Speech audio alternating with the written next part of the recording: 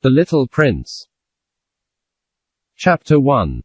Once when I was 6 years old, I saw a magnificent picture in a book called True Stories from Nature about the primeval forest. It was a picture of a boa constrictor in the act of swallowing an animal.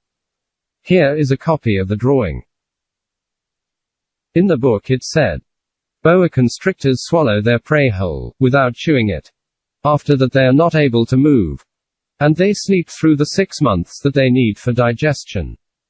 I pondered deeply, then, over the adventures of the jungle. And after some work with a colored pencil, I succeeded in making my first drawing. My drawing number 1. It looked something like this. I showed my masterpiece to the grown-ups, and asked them whether the drawing frightened them. But they answered, frighten. Why should anyone be frightened by a hat? My drawing was not a picture of a hat. It was a picture of a boa constrictor digesting an elephant. But since the grown-ups were not able to understand it, I made another drawing. I drew the inside of a boa constrictor, so that the grown-ups could see it clearly. They always need to have things explained. My drawing number 2 looked like this. The grown-ups' response, this time, was to advise me to lay aside my drawings of boa constrictors, whether from the inside or the outside, and devote myself instead to geography, history, arithmetic, and grammar. That is why, at the age of 6, I gave up what might have been a magnificent career as a painter. I had been disheartened by the failure of my drawing number 1 and my drawing number 2. Grown-ups never understand anything by themselves. And it is tiresome for children to be always and forever explaining things to them. So then I chose another profession, and learned to pilot airplanes. I have flown a little over all parts of the world. And it is true that geography has been very useful to me. At a glance I can distinguish China from Arizona. If one gets lost in the night, such knowledge is valuable.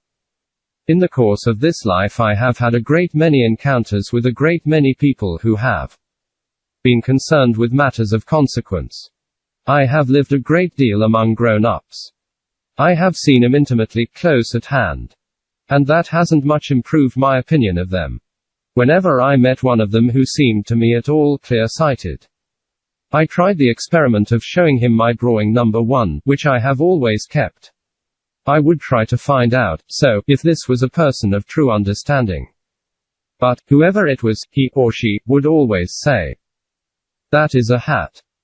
Then I would never talk to that person about boa constrictors, or primeval forests, or stars.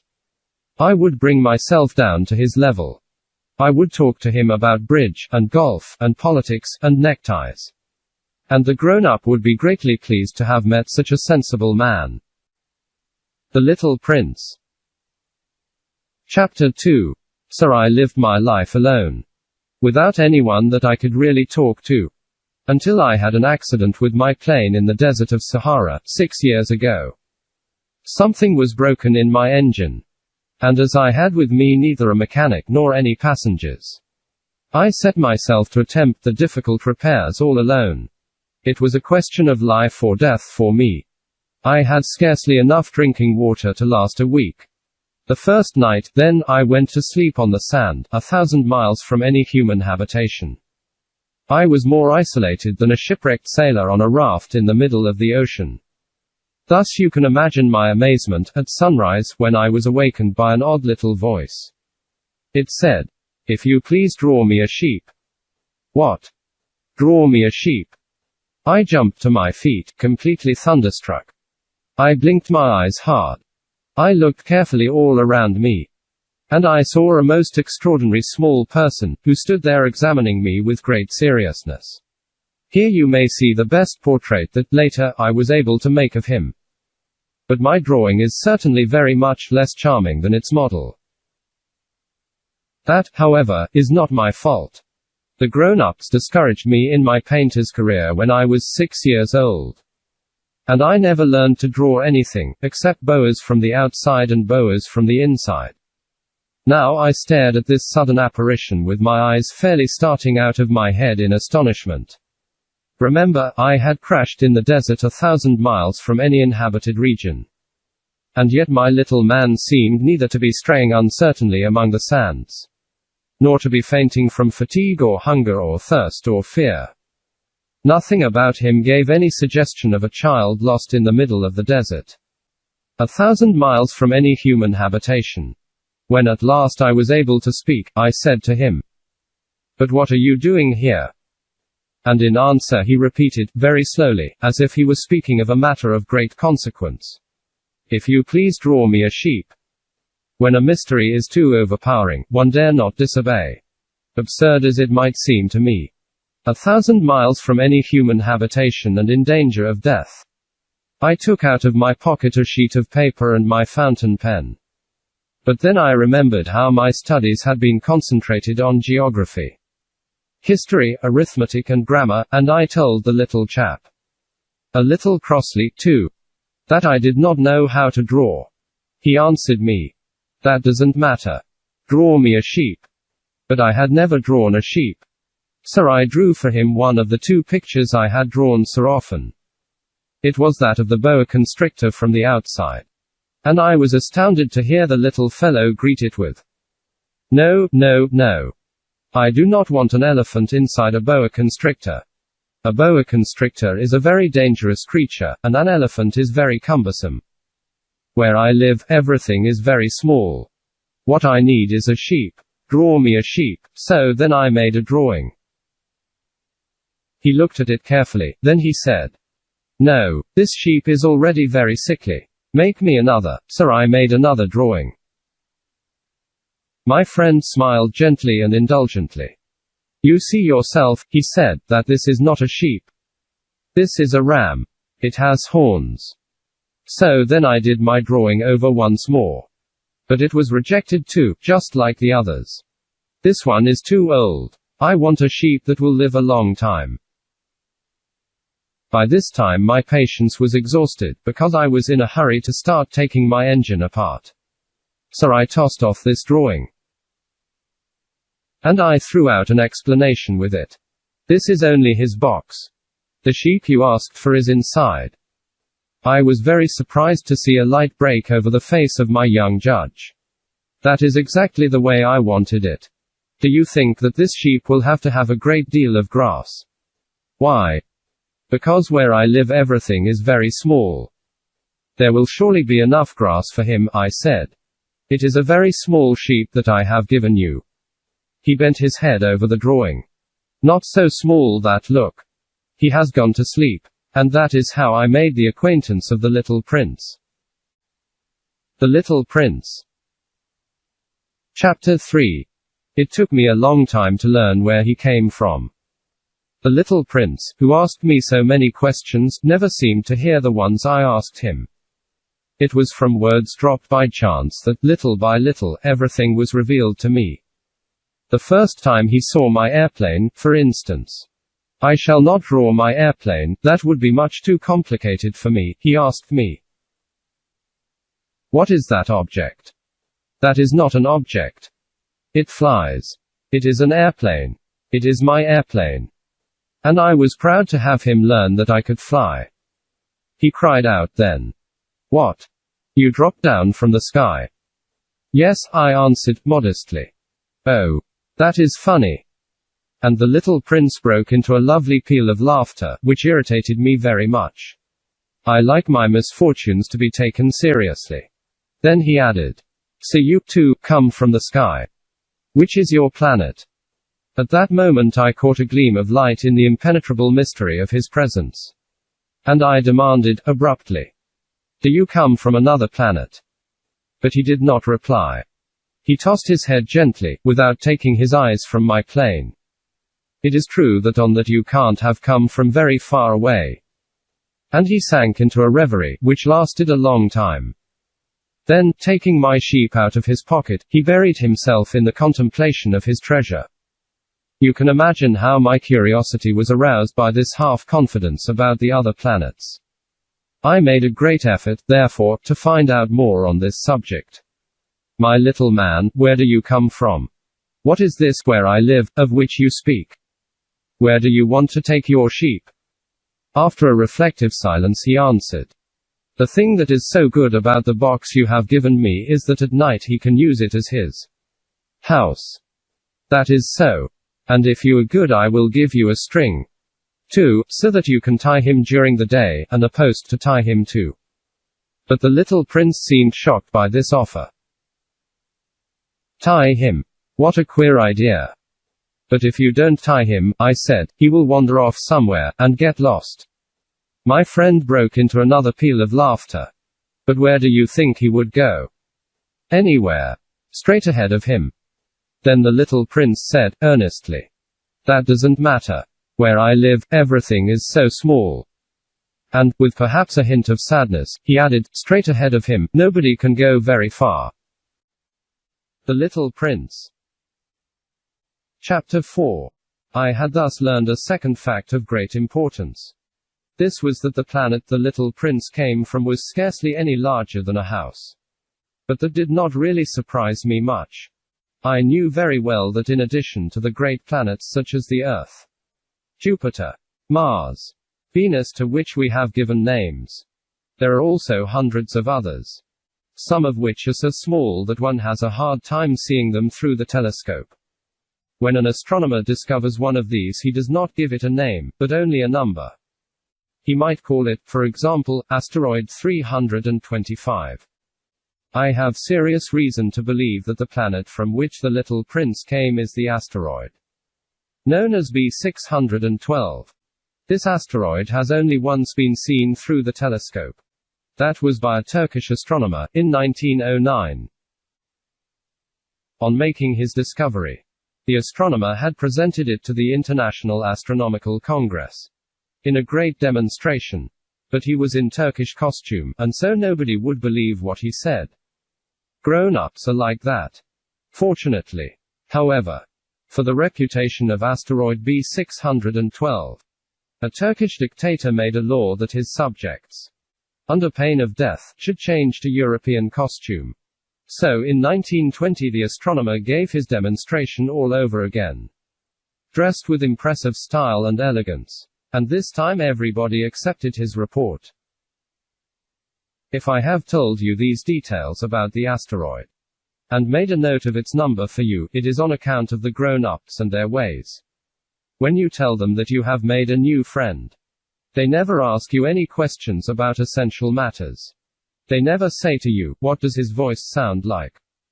What games does he love best? Does he collect butterflies? Instead, they demand, how old is he? How many brothers has he? How much does he weigh? How much money does his father make? Only from these figures do they think they have learned anything about him. If you were to say to the grown-ups, I saw a beautiful house made of rosy brick, with geraniums in the windows and doves on the roof, they would not be able to get any idea of that house at all. You would have to say to them, I saw a house that cost $20,000. Then they would exclaim, oh, what a pretty house that is. Just so, you might say to them, the proof that the little prince existed is that he was charming, that he laughed, and that he was looking for a sheep. If anybody wants a sheep, that is a proof that he exists. And what good would it do to tell them that? They would shrug their shoulders, and treat you like a child. But if you said to them, the planet he came from is asteroid B612, then they would be convinced, and leave you in peace from their questions. They are like that. One must not hold it against them. Children should always show great forbearance toward grown-up people. But certainly, for us who understand life, figures are a matter of indifference. I should have liked to begin this story in the fashion of the fairy tales. I should have liked to say, once upon a time there was a little prince who lived on a planet that was scarcely any bigger than himself, and who had need of a sheep. To those who understand life, that would have given a much greater air of truth to my story. For I do not want anyone to read my book carelessly. I have suffered too much grief in setting down these memories. 6 years have already passed since my friend went away from me, with his sheep. If I try to describe him here, it is to make sure that I shall not forget him. To forget a friend is sad. Not everyone has had a friend. And if I forget him, I may become like the grown-ups who are no longer interested in anything but figures.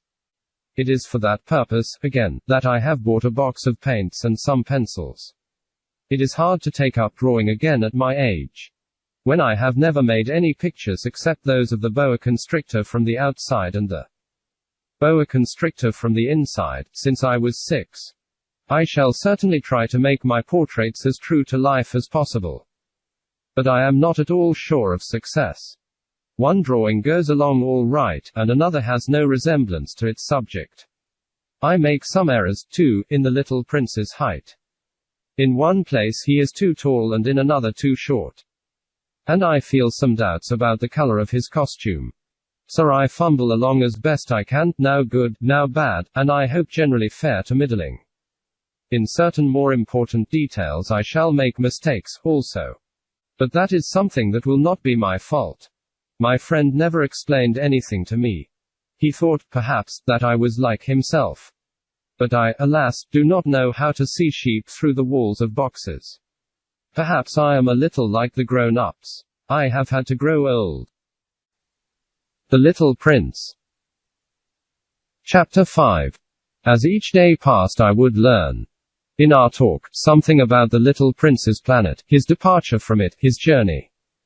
The information would come very slowly, as it might chance to fall from his thoughts. It was in this way that I heard, on the third day, about the catastrophe of the baobabs. This time, once more, I had the sheep to thank for it. For the little prince asked me abruptly, as if seized by a grave doubt, "It is true, isn't it, that sheep eat little bushes?" "Yes, that is true." "Ah. I am glad." I did not understand why it was so important that sheep should eat little bushes. But the little prince added, "Then it follows that they also eat baobabs." I pointed out to the little prince that baobabs were not little bushes, but, on the contrary, trees as big as castles. And that even if he took a whole herd of elephants away with him, the herd would not eat up one single baobab. The idea of the herd of elephants made the little prince laugh. "We would have to put them one on top of the other," he said. But he made a wise comment. "Before they grow so big, the baobabs start out by being little." "That is strictly correct," I said. "But why do you want the sheep to eat the little baobabs?"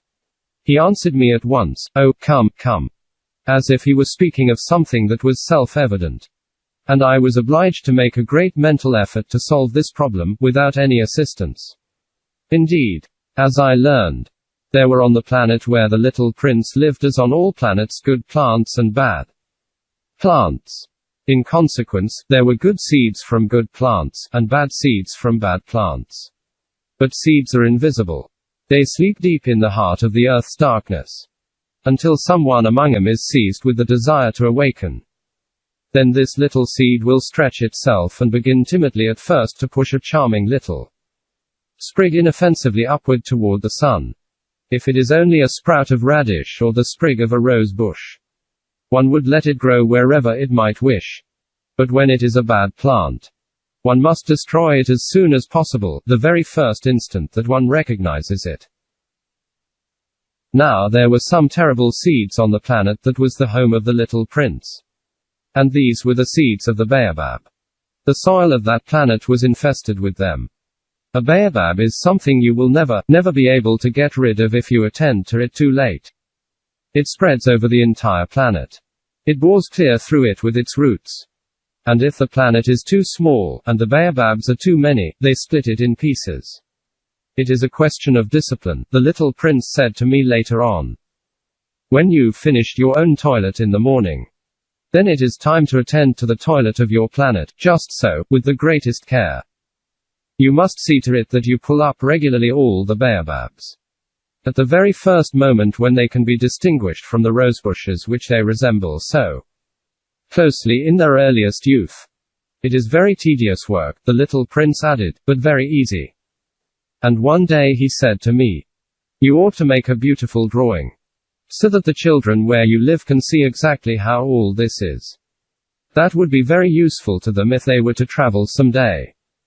Sometimes," he added, "there is no harm in putting off a piece of work until another day. But when it is a matter of baobabs, that always means a catastrophe. I knew a planet that was inhabited by a lazy man. He neglected 3 little bushes. So, as the little prince described it to me, I have made a drawing of that planet. I do not much like to take the tone of a moralist. But the danger of the baobabs is so little understood. And such considerable risks would be run by anyone who might get lost on an asteroid. That for once I am breaking through my reserve. Children, I say plainly, watch out for the baobabs. My friends, like myself, have been skirting this danger for a long time, without ever knowing it. And so it is for them that I have worked so hard over this drawing. The lesson which I pass on by this means is worth all the trouble it has cost me. Perhaps you will ask me, why are there no other drawing in this book as magnificent and impressive as this drawing of the baobabs? The reply is simple. I have tried. But with the others I have not been successful. When I made the drawing of the baobabs, I was carried beyond myself by the inspiring force of urgent necessity. The Little Prince. Chapter 6. Oh, Little Prince. Bit by bit I came to understand the secrets of your sad little life. For a long time you had found your only entertainment in the quiet pleasure of looking at the sunset. I learned that new detail on the morning of the 4th day, when you said to me, I am very fond of sunsets. Come, let us go look at a sunset now. But we must wait, I said. Wait. For what? For the sunset. We must wait until it is time. At first you seemed to be very much surprised. And then you laughed to yourself. You said to me, I am always thinking that I am at home. Just so. Everybody knows that when it is noon in the United States the sun is setting over France. If you could fly to France in 1 minute, you could go straight into the sunset, right from noon. Unfortunately, France is too far away for that. But on your tiny planet, my little prince, all you need do is move your chair a few steps. You can see the day end and the twilight falling whenever you like. One day, you said to me, I saw the sunset 44 times. And a little later you added, you know one loves the sunset when one is so sad. Were you so sad, then? I asked, on the day of the 44 sunsets. But the little prince made no reply. The Little Prince. Chapter 7. On the 5th day again. As always, it was thanks to the sheep the secret of the little prince's life was revealed to me. Abruptly. Without anything to lead up to it. And as if the question had been born of long and silent meditation on his problem, he demanded. A sheep, if it eats little bushes, does it eat flowers too? A sheep, I answered, eats anything it finds in its reach. Even flowers that have thorns. Yes, even flowers that have thorns. Then the thorns, what use are they? I did not know. At that moment I was very busy trying to unscrew a bolt that had got stuck in my engine. I was very much worried. For it was becoming clear to me that the breakdown of my plane was extremely serious. And I had so little drinking water left that I had to fear for the worst. The thorns, what use are they? The little prince never let go of a question, once he had asked it. As for me, I was upset over that bolt. And I answered with the first thing that came into my head. The thorns are of no use at all. Flowers have thorns just for spite. Oh. There was a moment of complete silence. Then the little prince flashed back at me, with a kind of resentfulness. I don't believe you. Flowers are weak creatures. They are naive. They reassure themselves as best they can. They believe that their thorns are terrible weapons. I did not answer. At that instant I was saying to myself, if this bolt still won't turn, I am going to knock it out with the hammer. Again the little prince disturbed my thoughts. And you actually believe that the flowers? Oh, no. I cried. No, no, no. I don't believe anything. I answered you with the first thing that came into my head. Don't you see I am very busy with matters of consequence? He stared at me, thunderstruck.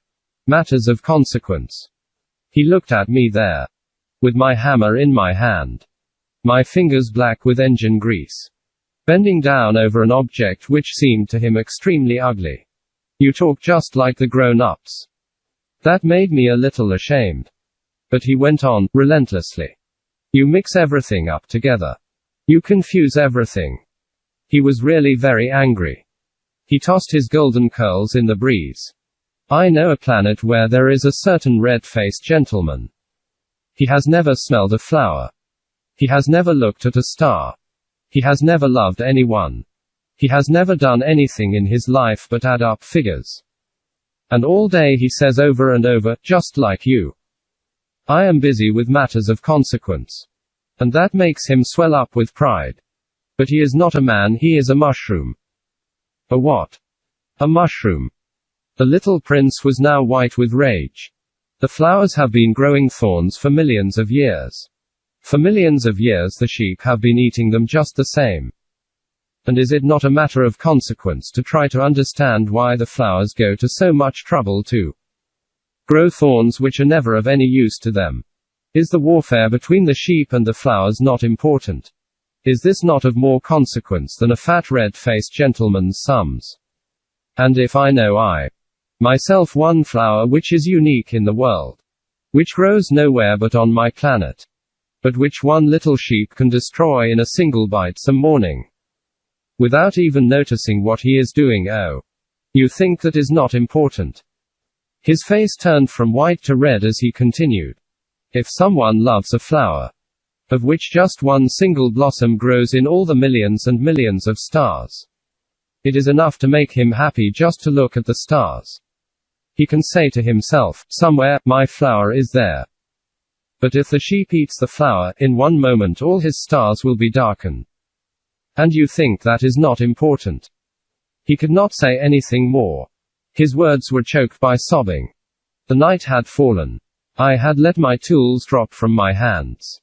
Of what moment now was my hammer, my bolt, or thirst, or death? On one star, one planet, my planet, the Earth, there was a little prince to be comforted. I took him in my arms, and rocked him. I said to him, the flower that you love is not in danger. I will draw you a muzzle for your sheep. I will draw you a railing to put around your flower. I will. I did not know what to say to him. I felt awkward and blundering. I did not know how I could reach him, where I could overtake him and go on hand in hand with him once more. It is such a secret place, the land of tears. The Little Prince. Chapter 8. I soon learned to know this flower better. On the Little Prince's planet the flowers had always been very simple. They had only one ring of petals.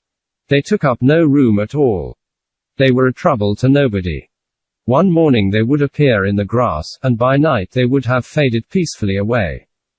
But one day, from a seed blown from no one knew where, a new flower had come up.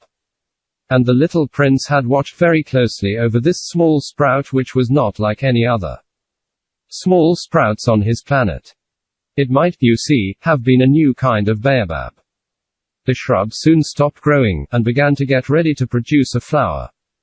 The little prince, who was present at the first appearance of a huge bud, felt at once that some sort of miraculous apparition must emerge from it.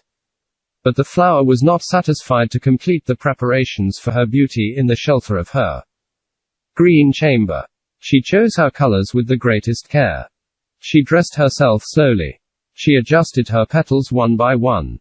She did not wish to go out into the world all rumpled, like the field poppies. It was only in the full radiance of her beauty that she wished to appear. Oh, yes. She was a coquettish creature.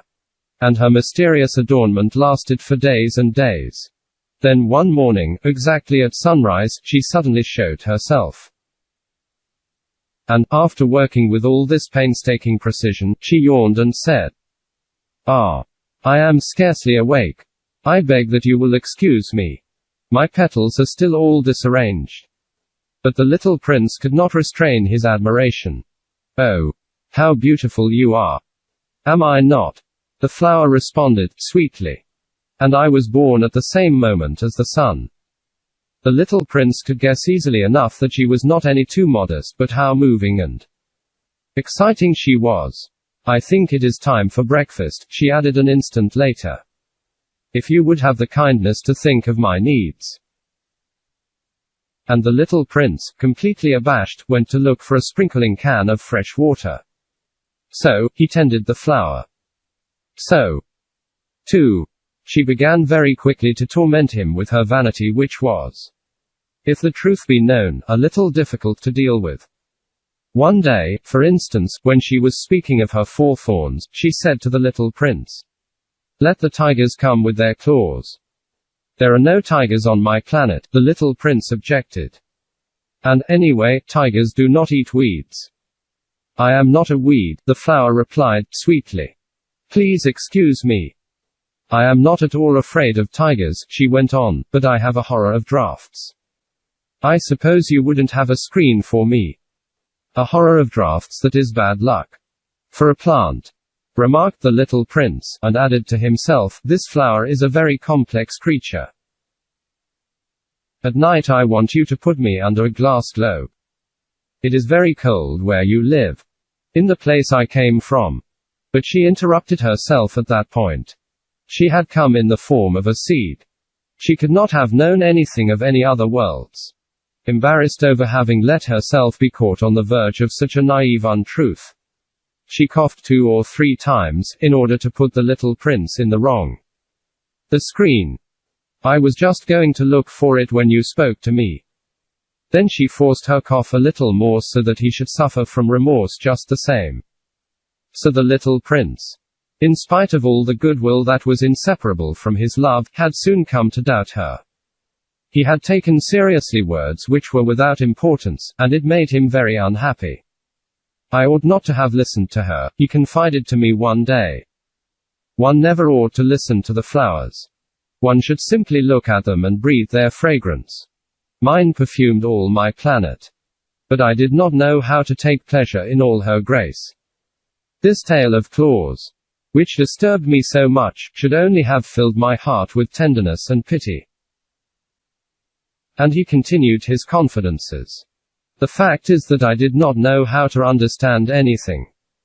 I ought to have judged by deeds and not by words. She cast her fragrance and her radiance over me. I ought never to have run away from her. I ought to have guessed all the affection that lay behind her poor little stratagems. Flowers are so inconsistent, but I was too young to know how to love her." The Little Prince. Chapter 9. I believe that for his escape he took advantage of the migration of a flock of wild birds. On the morning of his departure he put his planet in perfect order. He carefully cleaned out his active volcanoes. He possessed 2 active volcanoes. And they were very convenient for heating his breakfast in the morning. He also had 1 volcano that was extinct. But, as he said, one never knows. So he cleaned out the extinct volcano, too. If they are well cleaned out, volcanoes burn slowly and steadily, without any eruptions. Volcanic eruptions are like fires in a chimney. On our Earth we are obviously much too small to clean out our volcanoes. That is why they bring no end of trouble upon us. The little prince also pulled up, with a certain sense of dejection, the last little shoots of the baobabs. He believed that he would never want to return. But on this last morning all these familiar tasks seemed very precious to him. And when he watered the flower for the last time, and prepared to place her under the shelter of her glass globe, he realized that he was very close to tears. "Goodbye," he said to the flower. But she made no answer. "Goodbye," he said again. The flower coughed. But it was not because she had a cold. "I have been silly," she said to him, at last. "I ask your forgiveness. Try to be happy." He was surprised by this absence of reproaches. He stood there all bewildered, the glass globe held arrested in midair. He did not understand this quiet sweetness. "Of course I love you," the flower said to him. "It is my fault that you have not known it all the while. That is of no importance. But you have been just as foolish as I. Try to be happy. Let the glass globe be. I don't want it anymore." "But the wind. My cold is not so bad as all that. The cool night air will do me good. I am a flower." But the animals. Well, I must endure the presence of 2 or 3 caterpillars if I wish to become acquainted with the butterflies. It seems that they are very beautiful.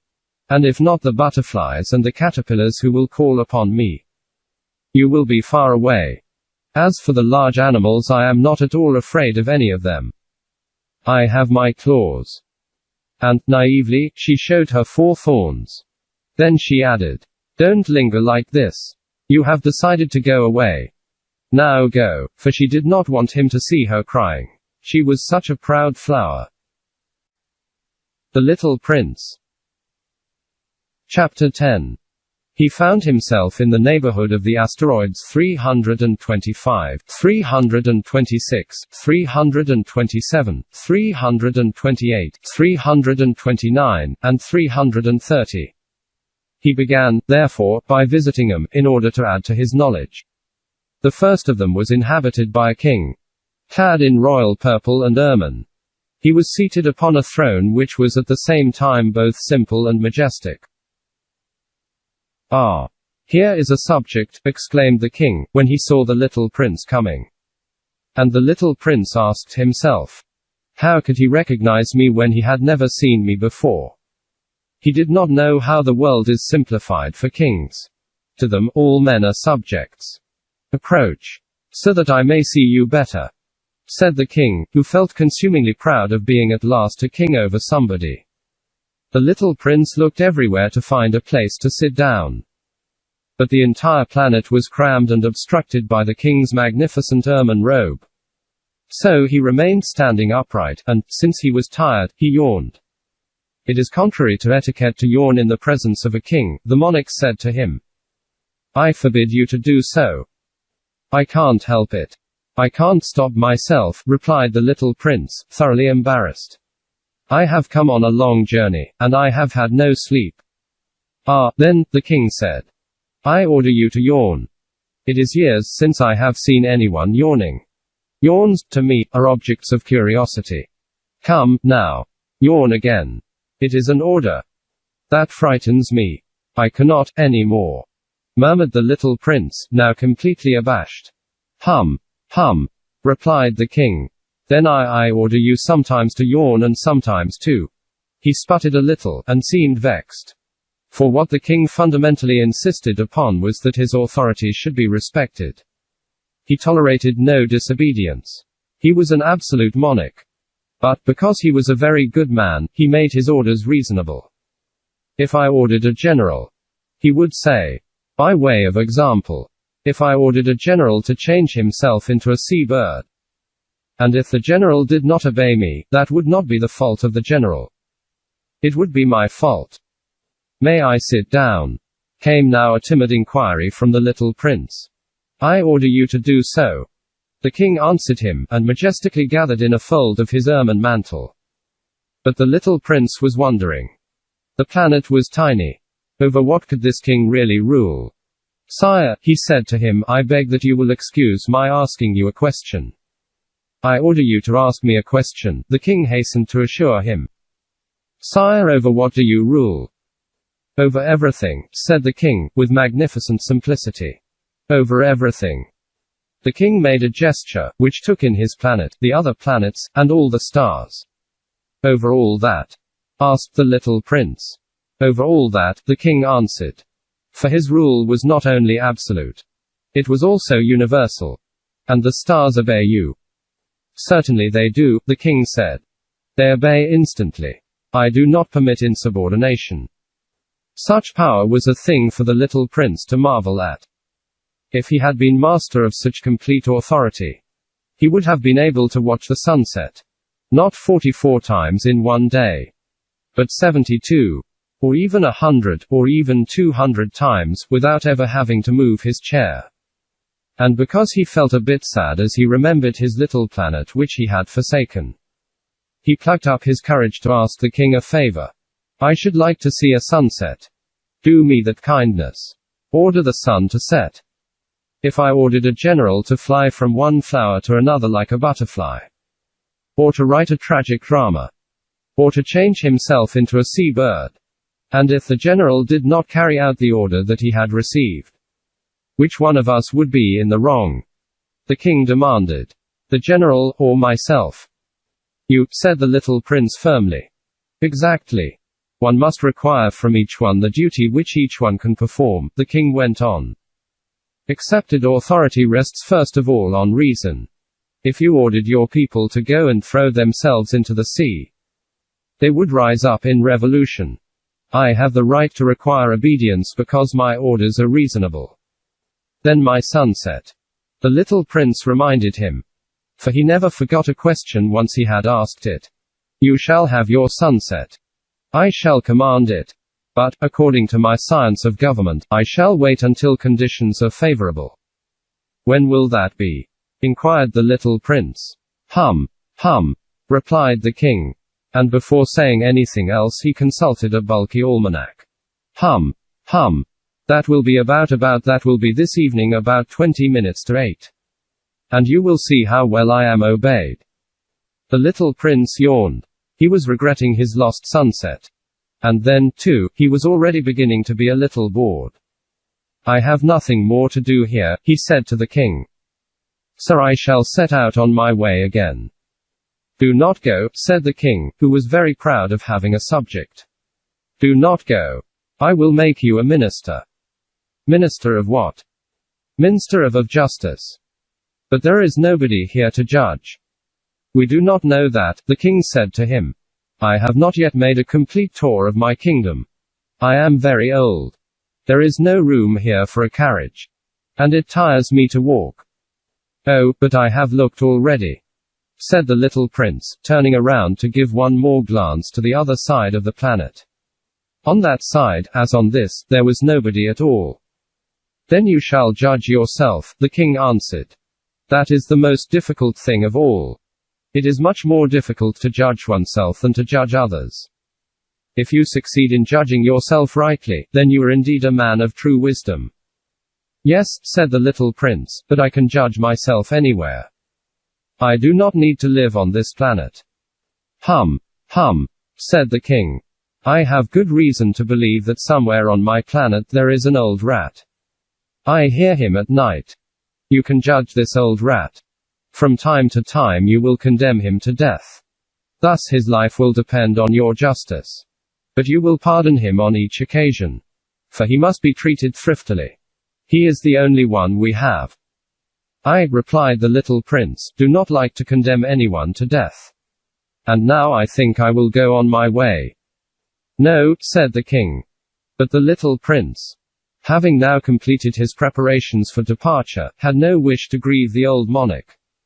If your majesty wishes to be promptly obeyed, he said, he should be able to give me a reasonable order. He should be able, for example, to order me to be gone by the end of 1 minute. It seems to me that conditions are favorable. As the king made no answer, the little prince hesitated a moment. Then, with a sigh, he took his leave. I make you my ambassador, the king called out, hastily. He had a magnificent air of authority. The grown-ups are very strange, the little prince said to himself, as he continued on his journey.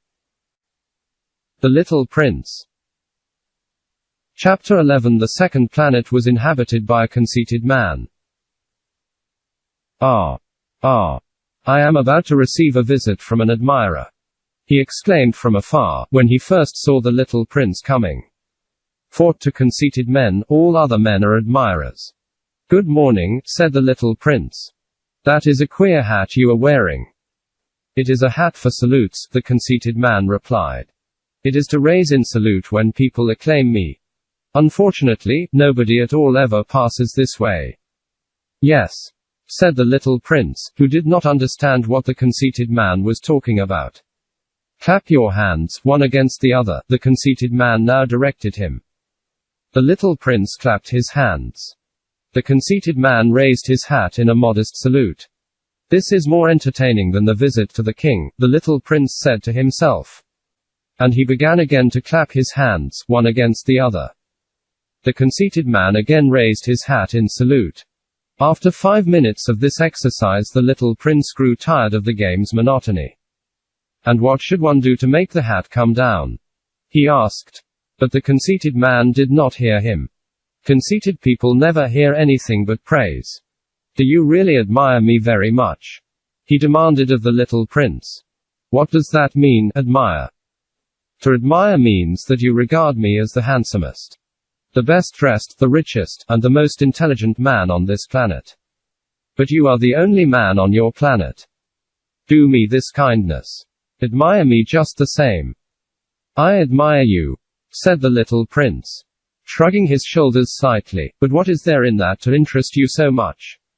And the little prince went away. The grown-ups are certainly very odd, he said to himself, as he continued on his journey. The Little Prince. Chapter 12. The next planet was inhabited by a tippler. This was a very short visit, but it plunged the little prince into deep dejection. What are you doing there?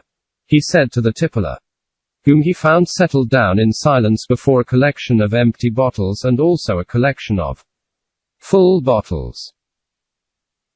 I am drinking, replied the tippler, with a lugubrious air. Why are you drinking? Demanded the little prince. So that I may forget, replied the tippler. Forget what? Inquired the little prince, who already was sorry for him. Forget that I am ashamed, the tippler confessed, hanging his head. Ashamed of what? Insisted the little prince, who wanted to help him. Ashamed of drinking. The tippler brought his speech to an end, and shut himself up in an impregnable silence. And the little prince went away, puzzled. The grown-ups are certainly very, very odd, he said to himself, as he continued on his journey. The Little Prince. Chapter 13. The fourth planet belonged to a businessman. This man was so much occupied that he did not even raise his head at the little prince's arrival. Good morning, the little prince said to him. Your cigarette has gone out. 3 and 2 make 5. 5 and 7 make 12. 12 and 3 make 15. Good morning. 15 and 7 make 22. 22 and 6 make 28. I haven't time to light it again. 26 and 5 make 31. Phew. Then that makes 501,622,731. 500 million what? Asked the little prince. Are you still there? 501 million. I can't stop. I have so much to do. I am concerned with matters of consequence. I don't amuse myself with balderdash. 2 and 5 make 7. 501 million what? Repeated the little prince, who never in his life had let go of a question once he had asked it. The businessman raised his head. During the 54 years that I have inhabited this planet, I have been disturbed only 3 times. The first time was 22 years ago, when some giddy goose fell from goodness knows where. He made the most frightful noise that resounded all over the place. And I made 4 mistakes in my addition. The second time, 11 years ago, I was disturbed by an attack of rheumatism. I don't get enough exercise. I have no time for loafing. The third time, well, this is it. I was saying, then, 501 millions. Millions of what? The businessman suddenly realized that there was no hope of being left in peace until he answered this question. Millions of those little objects, he said, which one sometimes sees in the sky. Flies. Oh, no. Little glittering objects. Bees. Oh, no. Little golden objects that set lazy men to idle dreaming. As for me, I am concerned with matters of consequence. There is no time for idle dreaming in my life. Ah. You mean the stars? Yes, that's it. The stars. And what do you do with 500 millions of stars? 501,622,731. I am concerned with matters of consequence. I am accurate. And what do you do with these stars? What do I do with them? Yes. Nothing. I own them. You own the stars. Yes. But I have already seen a king who. Kings do not own, they reign over. It is a very different matter. And what good does it do you to own the stars? It does me the good of making me rich. And what good does it do you to be rich? It makes it possible for me to buy more stars, if any are discovered. This man, the little prince said to himself, reasons a little like my poor tippler. Nevertheless, he still had some more questions. How is it possible for one to own the stars? To whom do they belong? The businessman retorted peevishly. I don't know. To nobody. Then they belong to me, because I was the first person to think of it. Is that all that is necessary? Certainly. When you find a diamond that belongs to nobody, it is yours. When you discover an island that belongs to nobody, it is yours. When you get an idea before anyone else, you take out a patent on it. It is yours. So with me. I own the stars, because nobody else before me ever thought of owning them. Yes, that is true, said the little prince. And what do you do with them? I administer them, replied the businessman. I count them and recount them. It is difficult. But I am a man who is naturally interested in matters of consequence. The little prince was still not satisfied. If I owned a silk scarf, he said, I could put it around my neck and take it away with me. If I owned a flower, I could pluck that flower and take it away with me. But you cannot pluck the stars from heaven. No. But I can put them in the bank. Whatever does that mean? That means that I write the number of my stars on a little paper. And then I put this paper in a drawer and lock it with a key. And that is all. That is enough, said the businessman. It is entertaining, thought the little prince.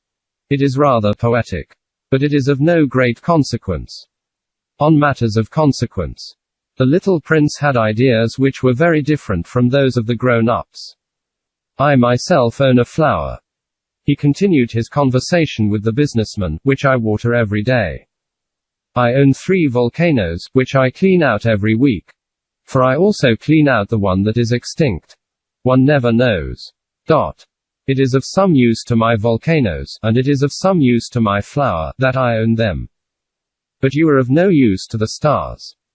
The businessman opened his mouth, but he found nothing to say in answer. And the little prince went away. The grown-ups are certainly altogether extraordinary, he said simply, talking to himself as he continued on his journey. The Little Prince. Chapter 14. The 5th planet was very strange. It was the smallest of all. There was just enough room on it for a street lamp and a lamplighter. The little prince was not able to reach any explanation of the use of a street lamp and a lamplighter, somewhere in the heavens, on a planet which had no people, and not one house. But he said to himself, nevertheless, it may well be that this man is absurd. But he is not so absurd as the king, the conceited man, the businessman, and the tippler. For at least his work has some meaning. When he lights his street lamp, it is as if he brought one more star to life, or one flower. When he puts out his lamp, he sends the flower, or the star, to sleep. That is a beautiful occupation. And since it is beautiful, it is truly useful. When he arrived on the planet, he respectfully saluted the lamplighter. Good morning. Why have you just put out your lamp? Those are the orders, replied the lamplighter. Good morning. What are the orders? The orders are that I put out my lamp. Good evening. And he lighted his lamp again. But why have you just lighted it again? Those are the orders, replied the lamplighter.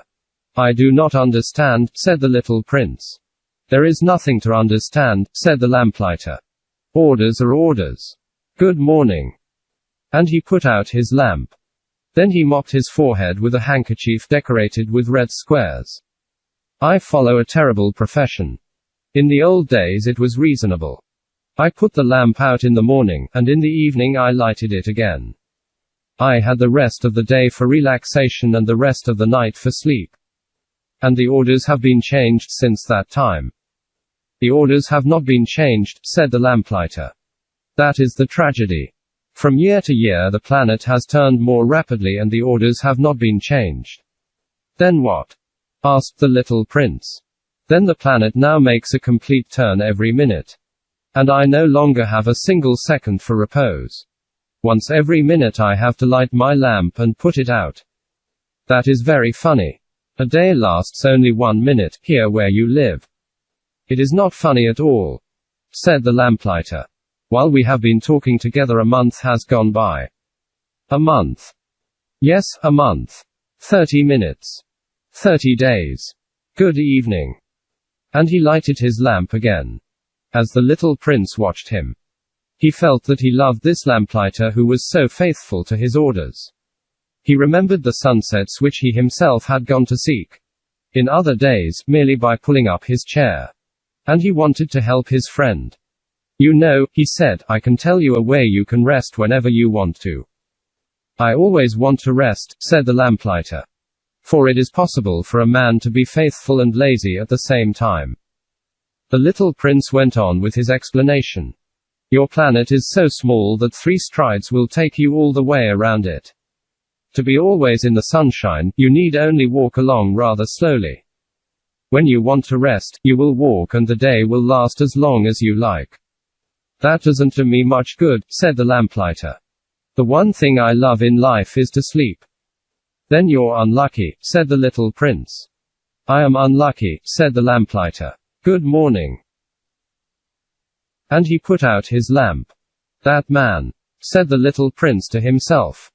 As he continued farther on his journey, that man would be scorned by all the others. By the king, by the conceited man, by the tippler, by the businessman. Nevertheless, he is the only one of them all who does not seem to me ridiculous. Perhaps that is because he is thinking of something else besides himself. He breathed a sigh of regret, and said to himself, again, that man is the only one of them all whom I could have made my friend. But his planet is indeed too small. There is no room on it for 2 people. What the little prince did not dare confess was that he was sorry most of all to leave this planet. Because it was blessed every day with 1440 sunsets. The Little Prince. Chapter 15. The 6th planet was 10 times larger than the last one. It was inhabited by an old gentleman who wrote voluminous books. Oh, look! Here is an explorer! He exclaimed to himself when he saw the little prince coming. The little prince sat down on the table and panted a little. He had already traveled so much and so far. Where do you come from? The old gentleman said to him. What is that big book? Said the little prince. What are you doing? I am a geographer, said the old gentleman. What is a geographer? Asked the little prince. A geographer is a scholar who knows the location of all the seas, rivers, towns, mountains, and deserts. That is very interesting, said the little prince. Here at last is a man who has a real profession. And he cast a look around him at the planet of the geographer. It was the most magnificent and stately planet that he had ever seen. Your planet is very beautiful, he said. Has it any oceans? I couldn't tell you, said the geographer. Ah. The little prince was disappointed. Has it any mountains? I couldn't tell you, said the geographer. And towns, and rivers, and deserts? I couldn't tell you that, either. But you are a geographer. Exactly, the geographer said. But I am not an explorer. I haven't a single explorer on my planet. It is not the geographer who goes out to count the towns, the rivers, the mountains, the seas, the oceans, and the deserts.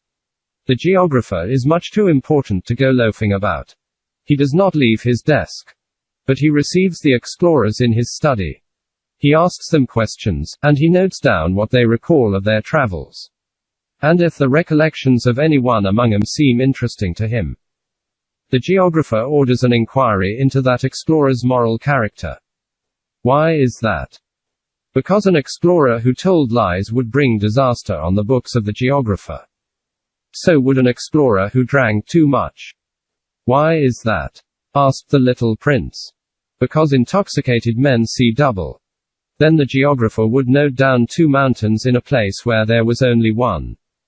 I know someone, said the little prince, who would make a bad explorer. That is possible. Then, when the moral character of the explorer is shown to be good, an inquiry is ordered into his discovery. One goes to see it. No. That would be too complicated. But one requires the explorer to furnish proofs. For example, if the discovery in question is that of a large mountain, one requires that large stones be brought back from it. The geographer was suddenly stirred to excitement. But you come from far away. You are an explorer. You shall describe your planet to me. And, having opened his big register, the geographer sharpened his pencil. The recitals of explorers are put down first in pencil. One waits until the explorer has furnished proofs, before putting them down in ink. Well, said the geographer expectantly. Oh, where I live, said the little prince, it is not very interesting. It is all so small. I have 3 volcanoes. 2 volcanoes are active and the other is extinct. But one never knows. One never knows, said the geographer. I have also a flower. We do not record flowers, said the geographer. Why is that? The flower is the most beautiful thing on my planet. We do not record them, said the geographer, because they're ephemeral. What does that mean, ephemeral? Geographies, said the geographer, are the books which, of all books, are most concerned with matters of consequence. They never become old-fashioned. It is very rarely that a mountain changes its position. It is very rarely that an ocean empties itself of its waters. We write of eternal things. But extinct volcanoes may come to life again, the little prince interrupted. What does that mean, ephemeral? Whether volcanoes are extinct or alive, it comes to the same thing for us, said the geographer. The thing that matters to us is the mountain. It does not change. But what does that mean, ephemeral? Repeated the little prince, who never in his life had let go of a question, once he had asked it. It means, which is in danger of speedy disappearance. Single quote. Is my flower in danger of speedy disappearance? Certainly it is. My flower is ephemeral, the little prince said to himself. And she has only 4 thorns to defend herself against the world. And I have left her on my planet, all alone. That was his first moment of regret. But he took courage once more. What place would you advise me to visit now? He asked. The planet Earth, replied the geographer. It has a good reputation. And the little prince went away, thinking of his flower. The Little Prince. Chapter 16. So then the 7th planet was the Earth. The Earth is not just an ordinary planet. One can count, there, 111 kings. Not forgetting, to be sure, the Negro kings among them. 7,000 geographers. 900,000 businessmen. 7,500,000 tipplers, 311 million conceited men, that is to say, about 2 billion grown-ups. To give you an idea of the size of the Earth, I will tell you that before the invention of electricity it was necessary to maintain, over the whole of the 6 continents, a veritable army of 462,511 lamplighters for the street lamps. Seen from a slight distance, that would make a splendid spectacle. The movements of this army would be regulated like those of the ballet in the opera. First would come the turn of the lamplighters of New Zealand and Australia. Having set their lamps alight, these would go off to sleep. Next, the lamplighters of China and Siberia would enter for their steps in the dance. And then they too would be waved back into the wings. After that would come the turn of the lamplighters of Russia and the Indies. Then those of Africa and Europe. Then those of South America. Then those of North America. And never would they make a mistake in the order of their entry upon the stage. It would be magnificent. Only the man who was in charge of the single lamp at the North Pole, and his colleague who was responsible for the single lamp at the South Pole, only these 2 would live free from toil and care. They would be busy twice a year. The Little Prince. Chapter 17. When one wishes to play the wit, he sometimes wanders a little from the truth. I have not been altogether honest in what I have told you about the lamplighters. And I realize that I run the risk of giving a false idea of our planet to those who do not know it. Men occupy a very small place upon the Earth. If the 2 billion inhabitants who people its surface were all to stand upright and somewhat crowded together, as they do for some big public assembly, They could easily be put into one public square 20 miles long and 20 miles wide. All humanity could be piled up on a small Pacific islet. The grown-ups, to be sure, will not believe you when you tell them that. They imagine that they fill a great deal of space. They fancy themselves as important as the baobabs. You should advise them, then, to make their own calculations. They adore figures, and that will please them. But do not waste your time on this extra task. It is unnecessary. You have, I know, confidence in me. When the little prince arrived on the earth, he was very much surprised not to see any people. He was beginning to be afraid he had come to the wrong planet. When a coil of gold, the color of the moonlight, flashed across the sand. "Good evening," said the little prince courteously. "Good evening," said the snake. "What planet is this on which I have come down?" asked the little prince. "This is the earth." "This is Africa," the snake answered. "Ah. Then there are no people on the earth." "This is the desert." "There are no people in the desert." "The earth is large," said the snake. The little prince sat down on a stone, and raised his eyes toward the sky. "I wonder," he said, "whether the stars are set alight in heaven so that one day each one of us may find his own again. Look at my planet, it is right there above us. But how far away it is." "It is beautiful," the snake said. "What has brought you here?" "I have been having some trouble with a flower," said the little prince. "Ah," said the snake. And they were both silent. "Where are the men?" The little prince at last took up the conversation again. "It is a little lonely in the desert." "It is also lonely among men," the snake said. The little prince gazed at him for a long time. "You are a funny animal," he said at last. "You are no thicker than a finger." "But I am more powerful than the finger of a king," said the snake. The little prince smiled. "You are not very powerful. You haven't even any feet. You cannot even travel." "I can carry you farther than any ship could take you," said the snake. He twined himself around the little prince's ankle, like a golden bracelet. "Whomever I touch, I send back to the earth from whence he came," the snake spoke again. "But you are innocent and true, and you come from a star." The little prince made no reply. "You move me to pity you are so weak on this earth made of granite," the snake said. "I can help you, someday, if you grow too homesick for your own planet." "I can." "Oh. I understand you very well," said the little prince. "But why do you always speak in riddles?" "I solve them all," said the snake. And they were both silent. The Little Prince. Chapter 18. The little prince crossed the desert and met with only one flower. It was a flower with 3 petals, a flower of no account at all. "Good morning," said the little prince. "Good morning," said the flower. "Where are the men?" the little prince asked politely. The flower had once seen a caravan passing. "Men?" she echoed. "I think there are 6 or 7 of them in existence. I saw them, several years ago. But one never knows where to find them. The wind blows them away. They have no roots, and that makes their life very difficult." "Goodbye," said the little prince. "Goodbye," said the flower.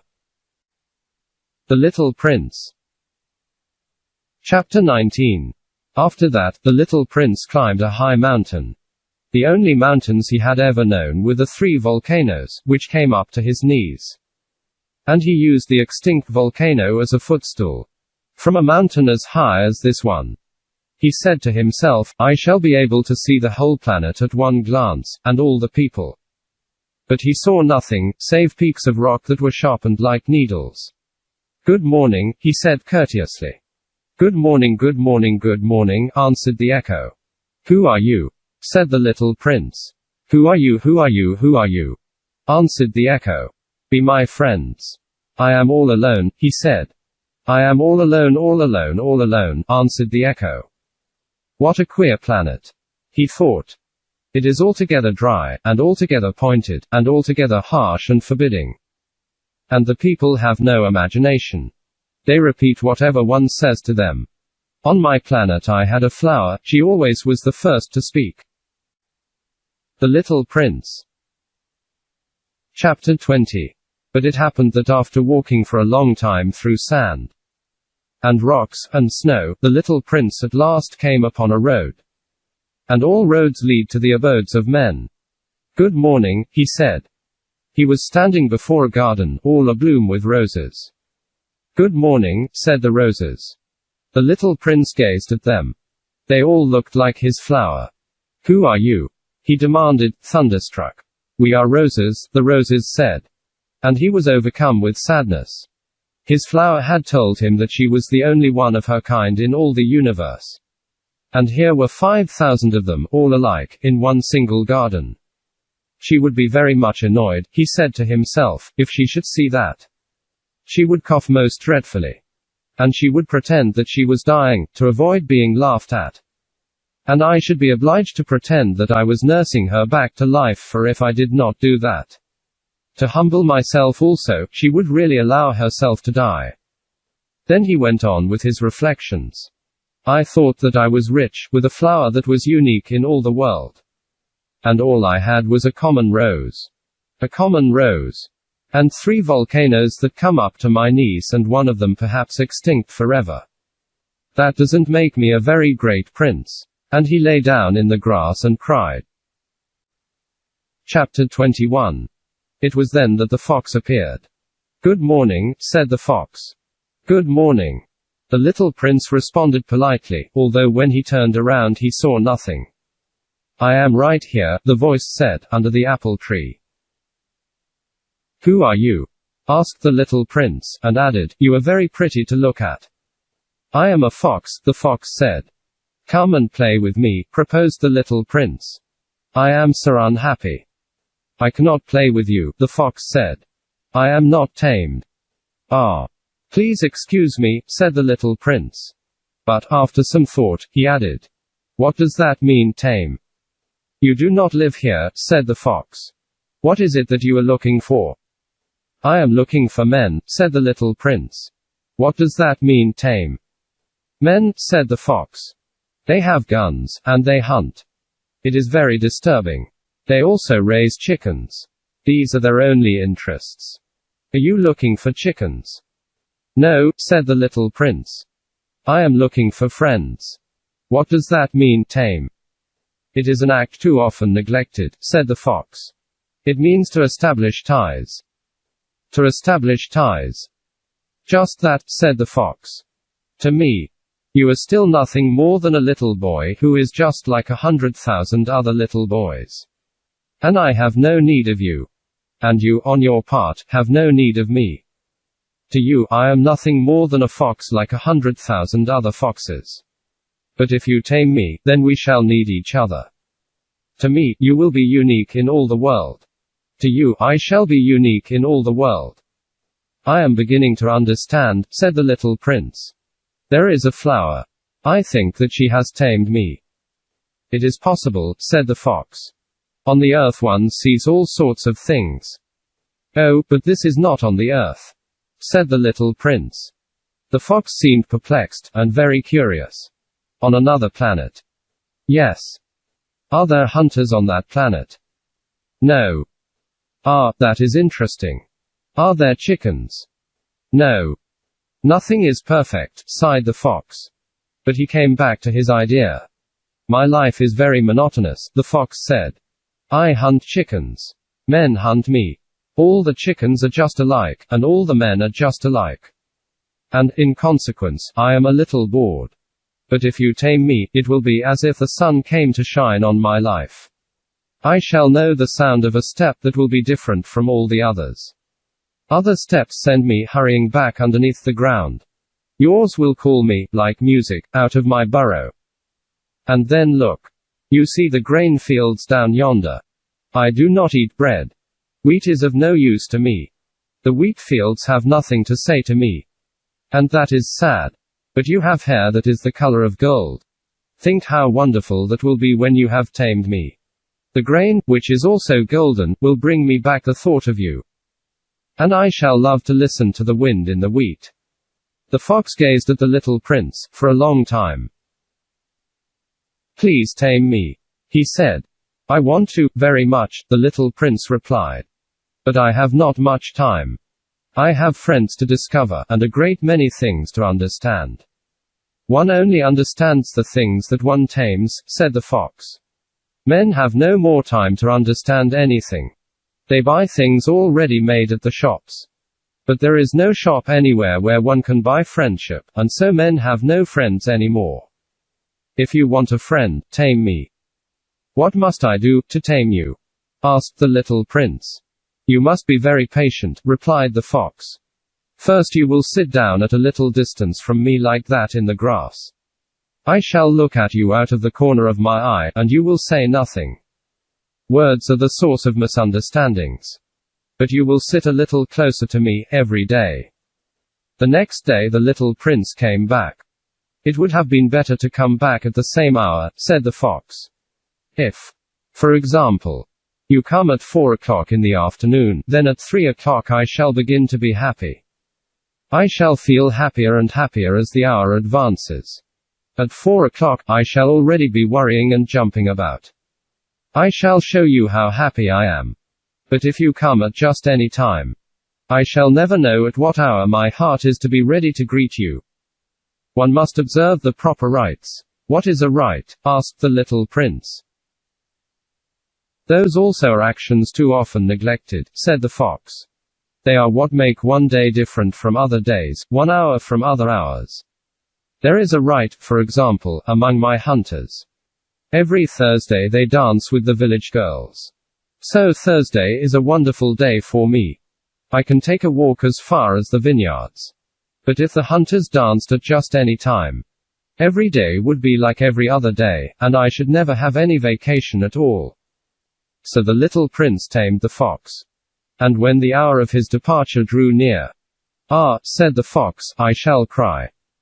"It is your own fault," said the little prince. "I never wished you any sort of harm.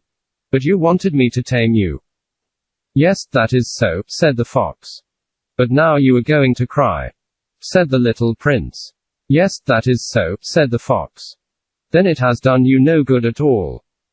"It has done me good," said the fox, "because of the color of the wheat fields." And then he added, "Go and look again at the roses. You will understand now that yours is unique in all the world. Then come back to say goodbye to me, and I will make you a present of a secret." The little prince went away, to look again at the roses. "You are not at all like my rose," he said. "As yet you are nothing. No one has tamed you, and you have tamed no one. You are like my fox when I first knew him. He was only a fox like 100,000 other foxes. But I have made him my friend, and now he is unique in all the world." And the roses were very much embarrassed. "You are beautiful, but you are empty," he went on. "One could not die for you. To be sure. An ordinary passerby would think that my rose looked just like you, the rose that belongs to me. But in herself alone she is more important than all the hundreds of you other roses. Because it is she that I have watered. Because it is she that I have put under the glass globe. Because it is she that I have sheltered behind the screen. Because it is for her that I have killed the caterpillars. Except the 2 or 3 that we saved to become butterflies. Semicolon. Because it is she that I have listened to. When she grumbled, or boasted, or ever sometimes when she said nothing. Because she is my rose." And he went back to meet the fox. "Goodbye," he said. "Goodbye," said the fox. "And now here is my secret, a very simple secret. It is only with the heart that one can see rightly. What is essential is invisible to the eye. What is essential is invisible to the eye." The little prince repeated, so that he would be sure to remember. "It is the time you have wasted for your rose that makes your rose so important." "It is the time I have wasted for my rose," said the little prince. So that he would be sure to remember. "Men have forgotten this truth," said the fox. "But you must not forget it. You become responsible, forever, for what you have tamed. You are responsible for your rose." "I am responsible for my rose," the little prince repeated, so that he would be sure to remember. The Little Prince. Chapter 22. "Good morning," said the little prince. "Good morning," said the railway switchman. "What do you do here?" the little prince asked. I sort out travelers, in bundles of 1,000, said the switchman. I send off the trains that carry them. Now to the right, now to the left. And a brilliantly lighted express train shook the switchman's cabin as it rushed by with a roar like thunder. They're in a great hurry, said the little prince. What are they looking for? Not even the locomotive engineer knows that, said the switchman. And a second brilliantly lighted express thundered by, in the opposite direction. Are they coming back already? Demanded the little prince. These are not the same ones, said the switchman. It is an exchange. Were they not satisfied where they were? Asked the little prince.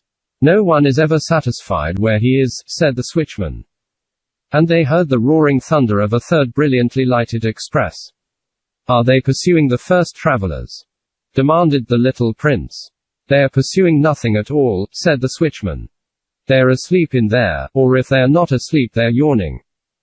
Only the children are flattening their noses against the window panes. Only the children know what they are looking for, said the little prince. They waste their time over a rag doll and it becomes very important to them. And if anybody takes it away from them, they cry. They are lucky, the switchman said. The Little Prince. Chapter 23. Good morning, said the little prince. Good morning, said the merchant. This was a merchant who sold pills that had been invented to quench thirst. You need only swallow one pill a week, and you would feel no need of anything to drink. Why are you selling those? Asked the little prince. Because they save a tremendous amount of time, said the merchant. Computations have been made by experts. With these pills, you save 53 minutes in every week. And what do I do with those 53 minutes? Anything you like. As for me, said the little prince to himself, if I had 53 minutes to spend as I liked, I should walk at my leisure toward a spring of fresh water. The Little Prince. Chapter 24. It was now the 8th day since I had had my accident in the desert. And I had listened to the story of the merchant as I was drinking the last drop of my water supply. Ah, I said to the little prince, these memories of yours are very charming. But I have not yet succeeded in repairing my plane. I have nothing more to drink. And I, too, should be very happy if I could walk at my leisure toward a spring of fresh water. My friend the fox, the little prince, said to me, my dear little man, this is no longer a matter that has anything to do with the fox. Why not? Because I am about to die of thirst. He did not follow my reasoning, and he answered me, it is a good thing to have had a friend, even if one is about to die. I, for instance, am very glad to have had a fox as a friend. He has no way of guessing the danger, I said to myself. He has never been either hungry or thirsty. A little sunshine is all he needs. But he looked at me steadily, and replied to my thought. I am thirsty, too. Let us look for a well. I made a gesture of weariness. It is absurd to look for a well, at random, in the immensity of the desert. But nevertheless we started walking. When we had trudged along for several hours. In silence, the darkness fell, and the stars began to come out. Thirst had made me a little feverish, and I looked at him as if I were in a dream. The little prince's last words came reeling back into my memory. Then you are thirsty, too? I demanded. But he did not reply to my question. He merely said to me, water may also be good for the heart. I did not understand this answer, but I said nothing. I knew very well that it was impossible to cross-examine him. He was tired. He sat down. I sat down beside him. And, after a little silence, he spoke again. The stars are beautiful, because of a flower that cannot be seen. I replied, yes, that is so. And, without saying anything more, I looked across the ridges of sand that were stretched out before us in the moonlight. The desert is beautiful, the little prince added. And that was true. I have always loved the desert. One sits down on a desert sand dune, sees nothing, hears nothing. Yet through the silence something throbs, and gleams. What makes the desert beautiful, said the little prince, is that somewhere it hides a well. I was astonished by a sudden understanding of that mysterious radiation of the sands. When I was a little boy, I lived in an old house. And legend told us that a treasure was buried there. To be sure, no one had ever known how to find it.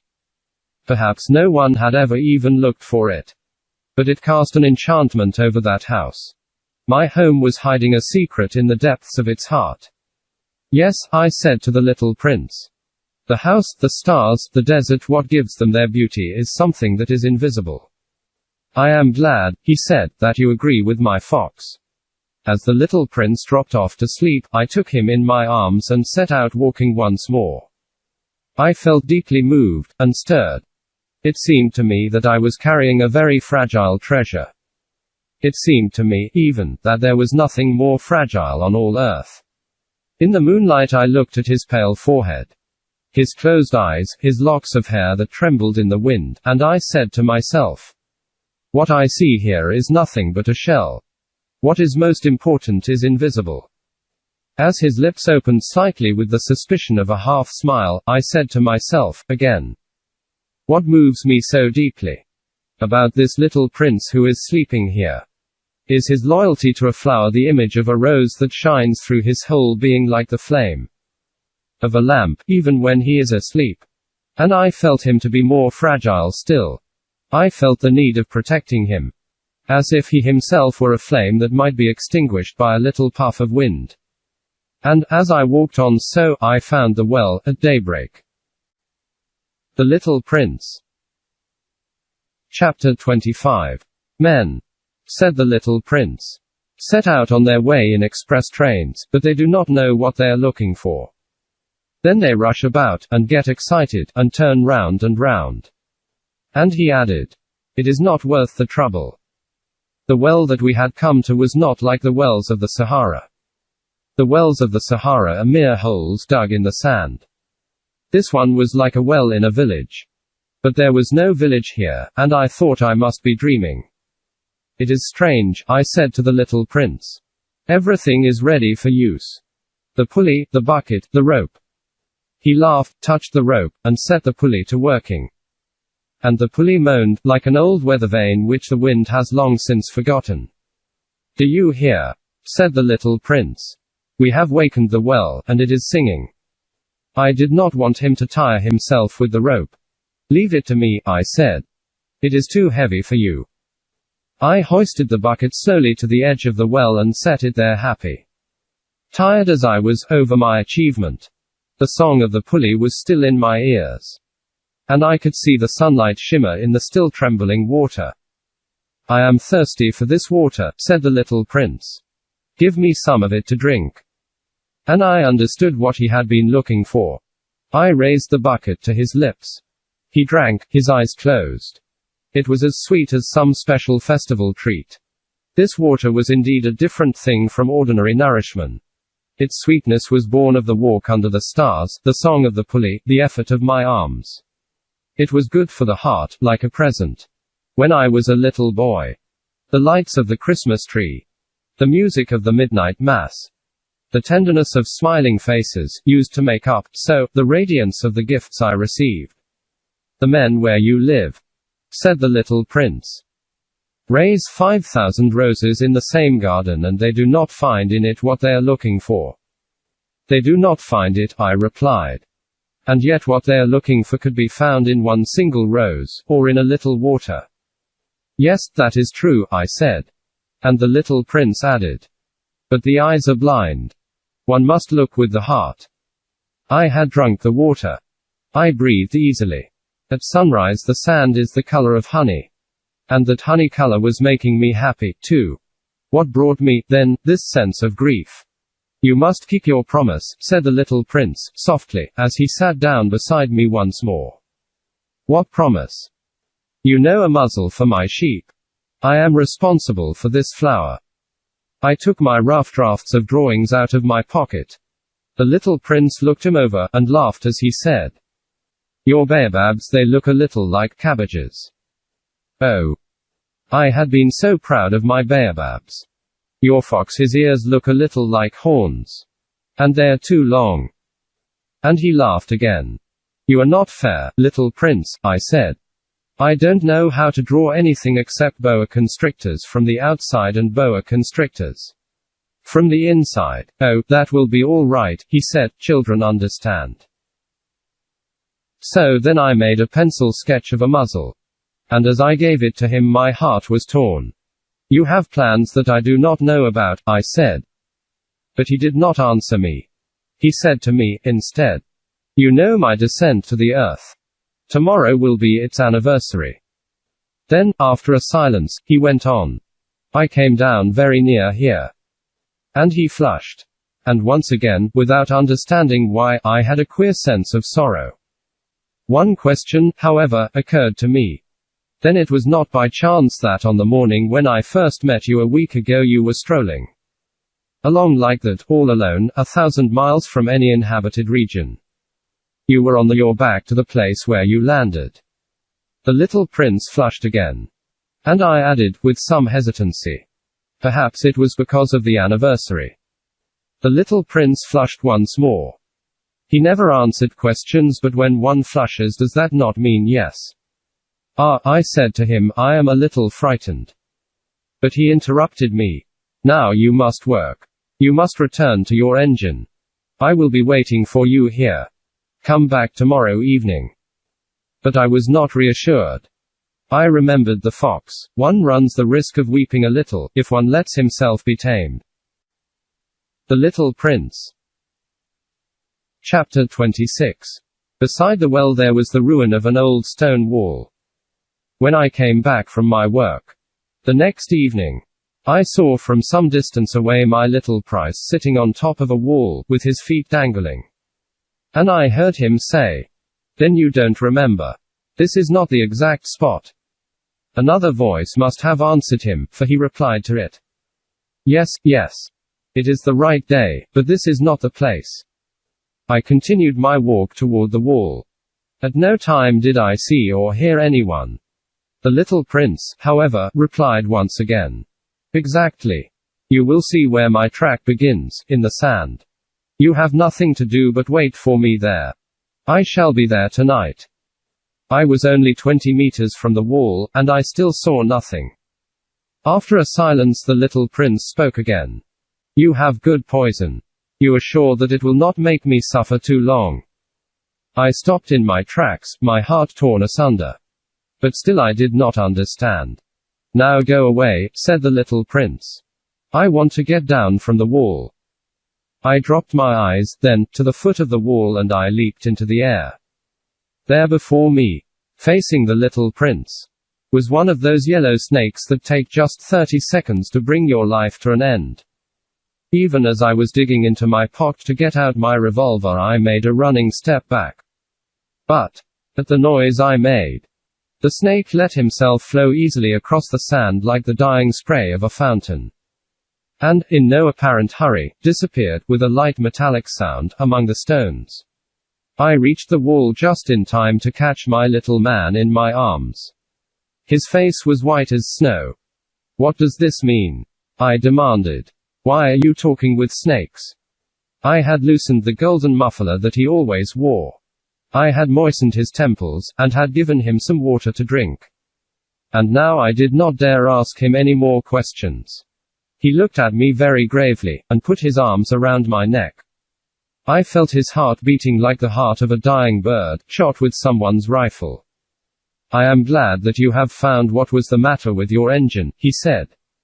Now you can go back home. How do you know about that? I was just coming to tell him that my work had been successful. Beyond anything that I had dared to hope. He made no answer to my question, but he added, I too, am going back home today. Then, sadly. It is much farther. It is much more difficult. I realized clearly that something extraordinary was happening. I was holding him close in my arms as if he were a little child. And yet it seemed to me that he was rushing headlong toward an abyss from which I could do nothing to restrain him. His look was very serious, like someone lost far away. I have your sheep. And I have the sheep's box. And I have the muzzle. And he gave me a sad smile. I waited a long time. I could see that he was reviving little by little.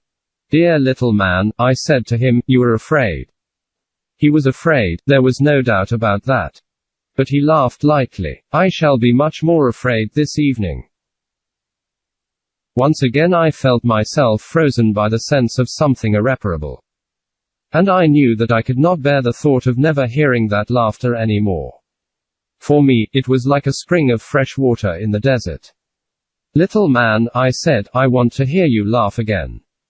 But he said to me, tonight, it will be a year. My star, then, can be found right above the place where I came to the earth, a year ago.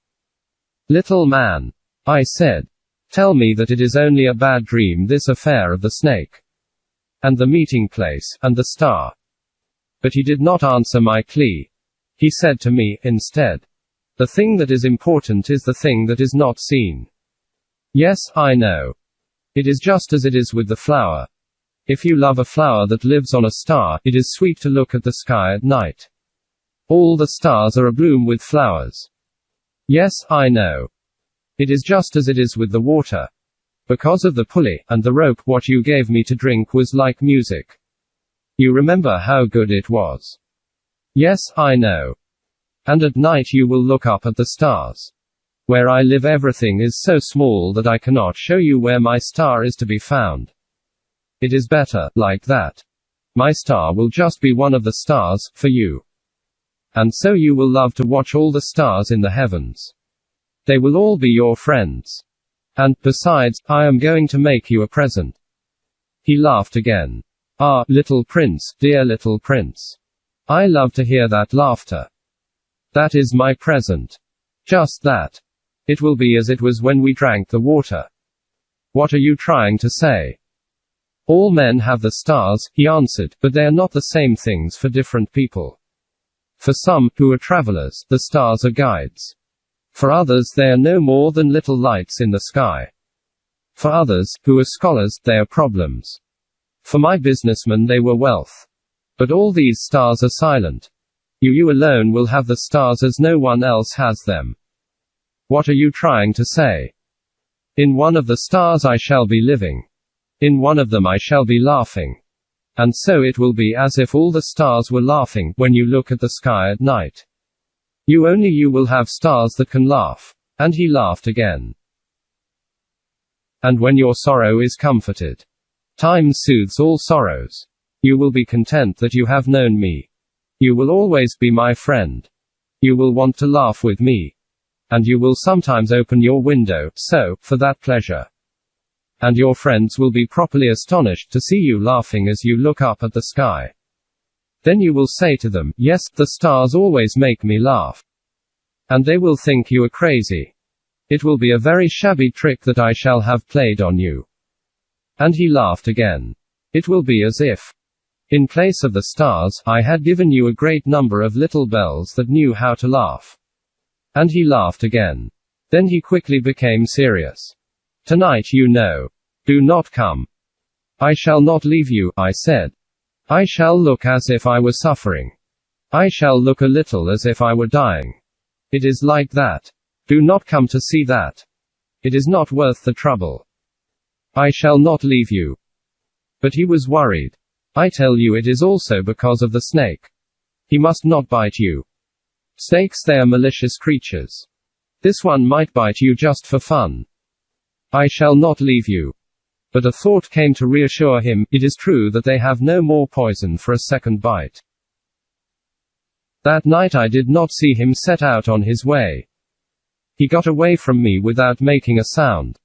When I succeeded in catching up with him, he was walking along with a quick and resolute step. He said to me merely, "Ah, you are there." And he took me by the hand. But he was still worrying. "It was wrong of you to come. You will suffer. I shall look as if I were dead. And that will not be true." I said nothing. "You understand. It is too far. I cannot carry this body with me. It is too heavy." I said nothing. "But it will be like an old abandoned shell. There is nothing sad about old shells." I said nothing. He was a little discouraged. But he made one more effort. "You know, it will be very nice. I, too, shall look at the stars. All the stars will be wells with a rusty pulley. All the stars will pour out fresh water for me to drink. I said nothing. That will be so amusing. You will have 500 million little bells. And I shall have 500 million springs of fresh water. And he too said nothing more, because he was crying. Here it is. Let me go on by myself. And he sat down, because he was afraid. Then he said, again. You know my flower. I am responsible for her. And she is so weak. She is so naive. She has 4 thorns, of no use at all, to protect herself against all the world. I too sat down, because I was not able to stand up any longer. There now, that is all. He still hesitated a little. Then he got up. He took 1 step. I could not move. There was nothing but a flash of yellow close to his ankle. He remained motionless for an instant. He did not cry out. He fell as gently as a tree falls. There was not even any sound, because of the sand. The Little Prince. Chapter 27. And now 6 years have already gone by. I have never yet told this story. The companions who met me on my return were well content to see me alive. I was sad, but I told them. I am tired. Now my sorrow is comforted a little. That is to say, not entirely. But I know that he did go back to his planet, because I did not find his body at daybreak. It was not such a heavy body. And at night I love to listen to the stars. It is like 500 million little bells. But there is one extraordinary thing. When I drew the muzzle for the little prince, I forgot to add the leather strap to it. He will never have been able to fasten it on his sheep. So now I keep wondering. What is happening on his planet? Perhaps the sheep has eaten the flower. At one time I say to myself. Surely not. The little prince shuts his flower under her glass globe every night. And he watches over his sheep very carefully. Then I am happy. And there is sweetness in the laughter of all the stars. But at another time I say to myself. At some moment or other one is absent-minded, and that is enough. On some one evening he forgot the glass globe. Or the sheep got out, without making any noise, in the night. And then the little bells are changed to tears. Here, then, is a great mystery. For you who also love the little prince. And for me. Nothing in the universe can be the same if somewhere. We do not know where, a sheep that we never saw has yes or no eaten a rose. Look up at the sky. Ask yourselves. Is it yes or no? Has the sheep eaten the flower? And you will see how everything changes. And no grown-up will ever understand that this is a matter of so much importance. This is, to me, the loveliest and saddest landscape in the world. It is the same as that on the preceding page. But I have drawn it again to impress it on your memory. It is here that the little prince appeared on earth, and disappeared. Look at it carefully so that you will be sure to recognize it in case you travel someday to the African desert. And, if you should come upon this spot, please do not hurry on. Wait for a time, exactly under the star. Then, if a little man appears who laughs, who has golden hair and who refuses to answer questions, you will know who he is. If this should happen, please comfort me. Send me word that he has come back.